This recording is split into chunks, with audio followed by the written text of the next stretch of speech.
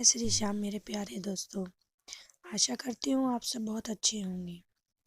आज मेरी कहानी है सास बहू में झगड़े क्यों होते हैं। शादी के बाद एक लड़की पत्नी के साथ साथ एक बहू भी बनती है। ऐसे में पति के साथ प्यार भरा रिश्ता होना जितना ज़रूरी है उतना ही ज़रूरी सास के साथ बहू का गहरा संबंध होना। पुराने समय से ही सुनते आ रहे हैं, सास और बहू के बीच में खटपट होती रहती है। कभी बहू को सास से कोई शिकायत रहती है तो कभी सास को बहू की बातें समझ नहीं आती। हालांकि समय बदल गया है और अब सास बहू का रिश्ता भी बदलता जा रहा है, लेकिन इस रिश्ते में हल्की फुल्की खटर पटर अभी भी बनी रहती है। ऐसे में यह जानना जरूरी है कि सास बहू के बीच में दूरी आने के पीछे क्या कारण हो सकते हैं। आज का हमारा लेख इसी विषय पर है। आज हम आपको अपने इस लेख के माध्यम से बताएंगे कि सास बहू के बीच में किन चीज़ों के कारण गलतफहमियां पैदा हो जाती हैं, साथ ही ऐसी परिस्थिति को कैसे सुलझाया जाए इसके बारे में भी जानेंगे। पढ़ते हैं आगे। सास बहू के बीच नोक-झोंक के कारण। पहला कारण है अपने तौर तरीकों को थोपना। जब लड़की अपने घर को छोड़कर अपने पति के घर में आती है तो वह वहाँ के तौर तरीकों को अपनाना शुरू कर देती है, लेकिन इन सब में थोड़ा सा धैर्य और विश्वास की ज़रूरत है। जब सास और बहू के रिश्ते में धैर्य और विश्वास दोनों ही कमी हो जाती है तो बहू को लगता है कि सास उन पर जिम्मेदारियों को थोप रही है। वहीं सास को महसूस हो सकता है कि बहू उनके द्वारा दिए गए कामों को ठीक प्रकार से नहीं कर रही है।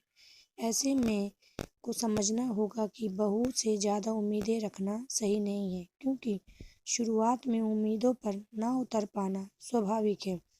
वहीं बहुओं को भी सास की मनोदशा को समझकर उनके द्वारा दिए कामों को पूरी ईमानदारी से करना होगा। वही अगर कोई काम समझ ना आए तो बहू सास की मदद भी ले सकती है। ऐसा करने से रिश्ते में दोस्ती की शुरुआत होती है।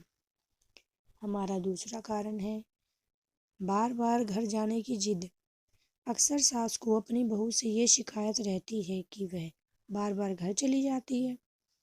वहीं बहुओं को अपनी सास से यह शिकायत रहती है कि मेरे घर जाने पर मेरी सास को अच्छा नहीं लगता।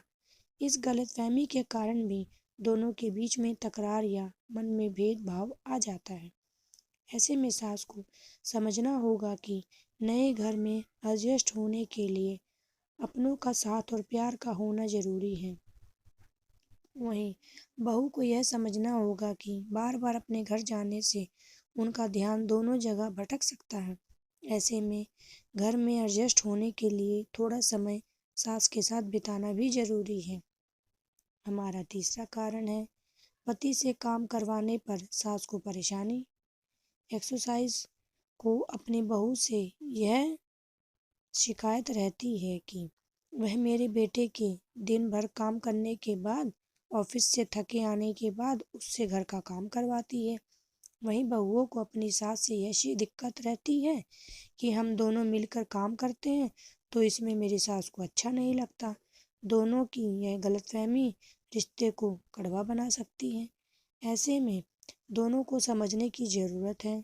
सास को समझना चाहिए कि आज के समय में पति पत्नी मिलकर सब काम करते हैं और सभी फैसले लेते हैं। वहीं बहू को समझना चाहिए कि पहले के समय में ऐसा नहीं था, इसलिए उन्हें यह परिस्थिति स्वीकार करने में समय लगेगा।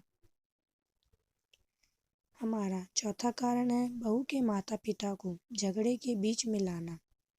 अक्सर सास बहू से यह शिकायत करती है कि वह अपने घर से कोई काम सीख कर नहीं आई, और वहीं बहू को अपनी सास से यह शिकायत रहती है कि वे उसके काम में नुक्स निकालती है।